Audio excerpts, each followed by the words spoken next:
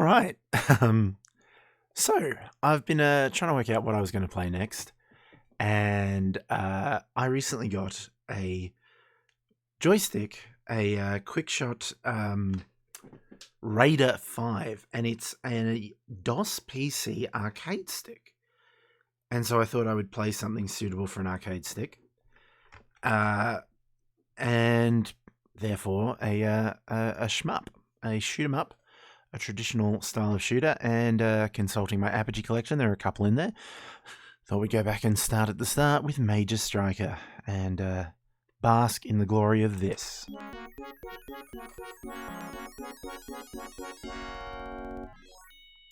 The theme and logo for Apogee finally settled on and consistent hereafter. So,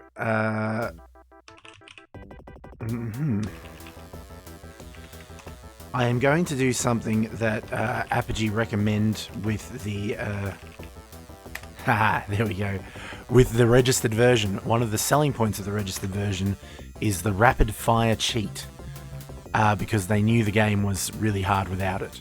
And in the ordering info, like in the catalog, it says, buy the full version and get the rapid fire mode. So I think therefore it's justified in me using it. That, and I stink at this kind of game. So, quick look at the story, which changed from the original. Humanity has survived its closest scrape with extinction, World War III, a third world upheaval driven by terrorist sabotage and deranged dictators. Though 1 billion died, a free world survives.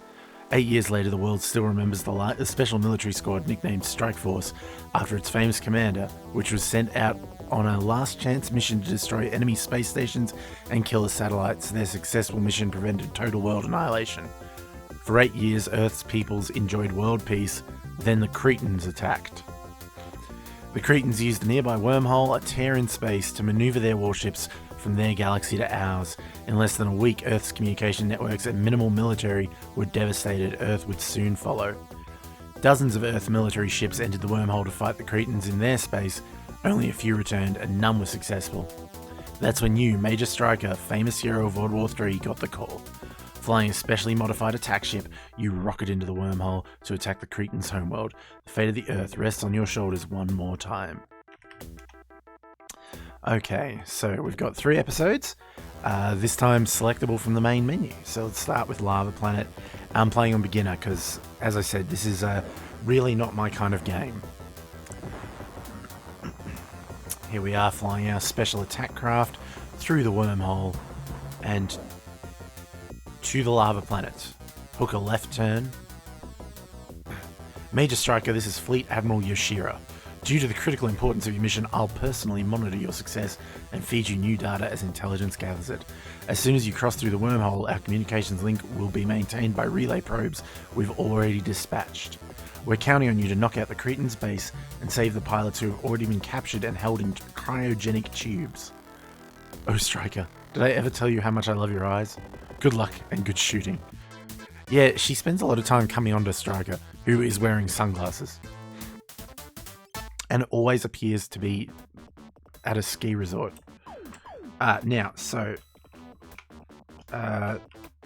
Right, and rapid fire on.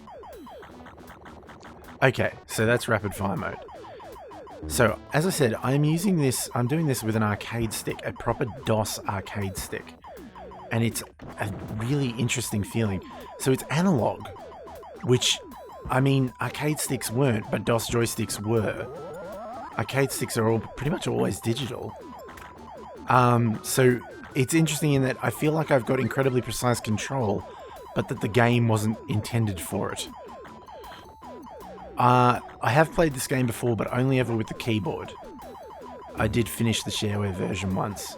When I first read about this game, it was in the Apogee catalog at some point, and it was before it was out. It was a catalog before its release, and the story was very different. It discussed, or the principle of it was that so Duke Nukem, Commander Keen, and Snake Logan from Biomenace, which also at the time hadn't been released. So Earth's greatest heroes had all been captured by aliens or something, or somebody evil.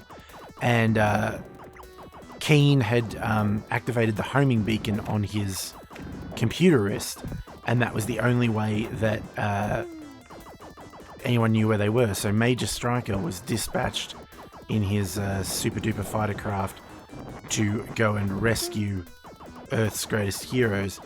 So that's where the rescue, the hostages element comes in. That got kept, but other than that, virtually nothing remains of the story. I know some people have suggested that Stryker is somehow based on Duke, or was originally going to be Duke, but I don't believe that's correct, because Duke was originally meant to be one of the captured... you were meant to be trying to rescue Duke. I forget what the B does. Oh, burst. So, we're collecting several power-ups as we go. The one that adds armaments to my ship, you'll notice I'm now spewing lasers out every side of the ship. That is purely time-based. Those power-ups come along in a strict time basis, and we've then got the letters, which come along when you destroy groups of enemy ships or just float up the screen occasionally. Z's are zap bombs. B's are bursts, which are shots on the screen. So the more B icons you collect, the more shots you can have on screen at once. R is for rapid fire, but we've got the rapid fire cheat on as Apogee recommended anyway. H is interesting. H halts the screen, which doesn't seem like a good idea, because it just gives you a formation of enemies to deal with. But what it actually does for you is kills time. When you are trying to power up your ship, the ability to stop the screen from scrolling and just kill a relatively easy formation of enemies is not a bad thing, because the timer for when the next power-up will come is still running at that point.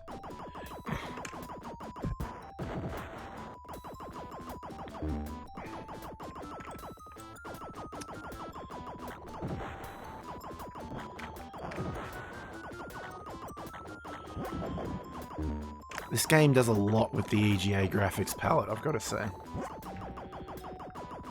I don't really want to do another hold at this point. I'm not trying to power up my ship at the moment, I've already fully powered it up. So the little pods that release the hostage ships are... you can't shoot them to free the hostages, you have to ram them with your ship. Like so.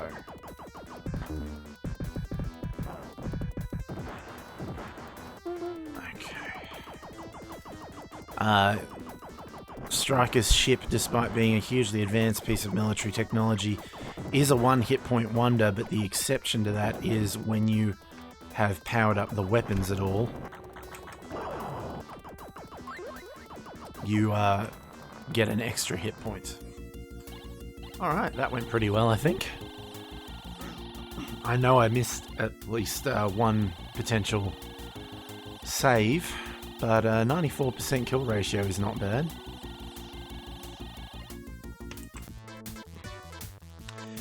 As for the joystick, it's pretty good. As I said, it's really odd to be holding an analog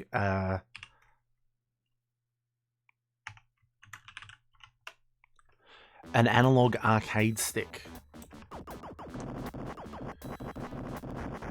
The movement doesn't quite feel natural. But in a way, I guess like Major Stryker would expect you to be playing with an analog joystick, because nearly all joysticks for the PC were analog at the time.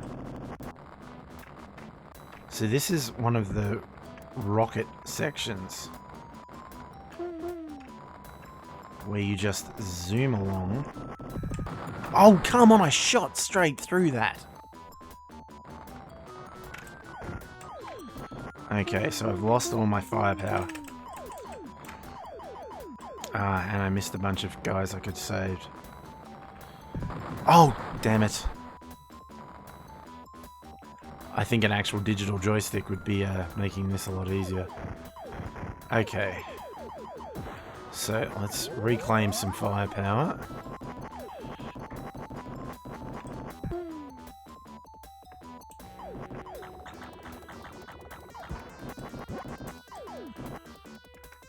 And an extra life, considering I just blew through a couple.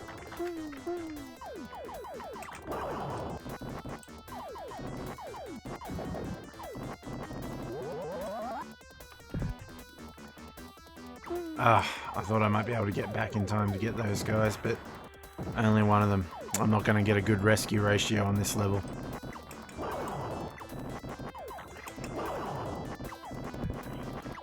If I make any mistake in this game, it's probably that I save my zap bombs too much.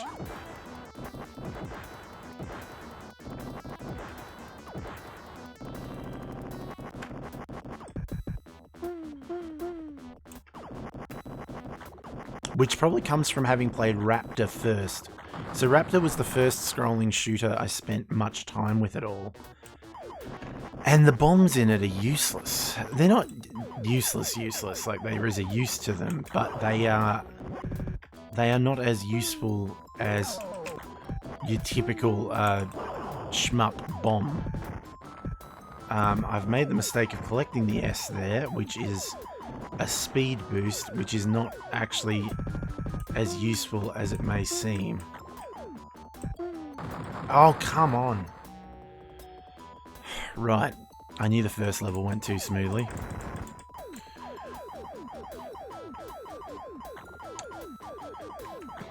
Oh, bloody... I should just be hammering the bomb button. Most things that shoot at you in this game you can actually proactively destroy.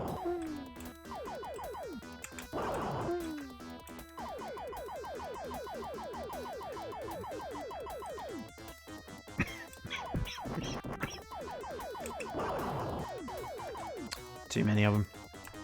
Oh, yes please, yes please, yes please. Thank you.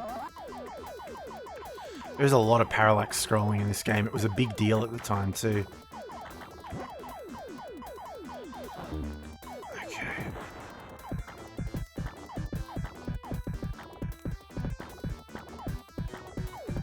Gotcha. And that is why we use the hold. Oh, damn it. This ship hovering just up here is the shield ship, which takes a lot to destroy, but does give you a shield, which is quite handy, I suppose. Thank you. Power up. Pretty much you're only safe in the center of the screen because things can come at you from all other directions. At least when you're in the center of the screen, you get warning that they're coming.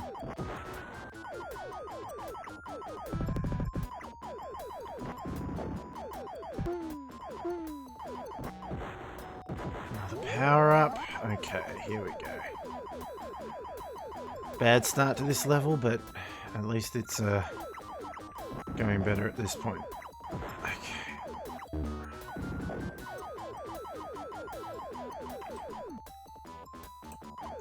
If you're wondering why I play on easy, this is why. It only takes me one level to start sucking. Extra life, thank you very much. Free these guys. I'm out of zap bombs.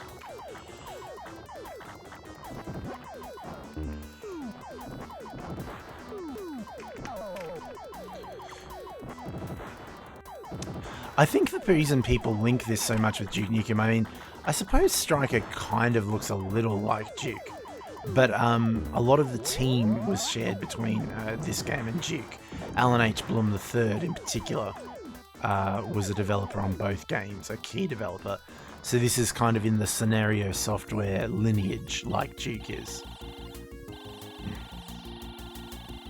So that level went quite badly in a lot of respects. But if I get through a level, I call it a win. Alright, we'll see if we can finish this boss off.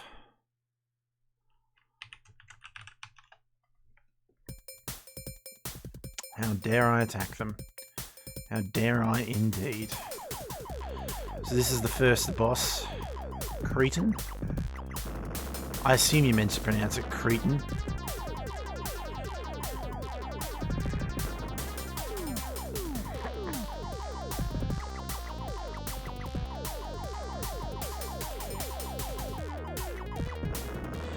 So the bosses are largely just about learning patterns and... oh, bugger. Flew off the screen. Alright, so that's the end of the space station level. In our next part, we'll carry on with the next level, which I think is the ground attack. I'll see you then. Hope you're enjoying this playthrough of Major Stryker, and be sure to check out my other playthroughs of Apogee games and some other random stuff as well. Until next time, have a great time.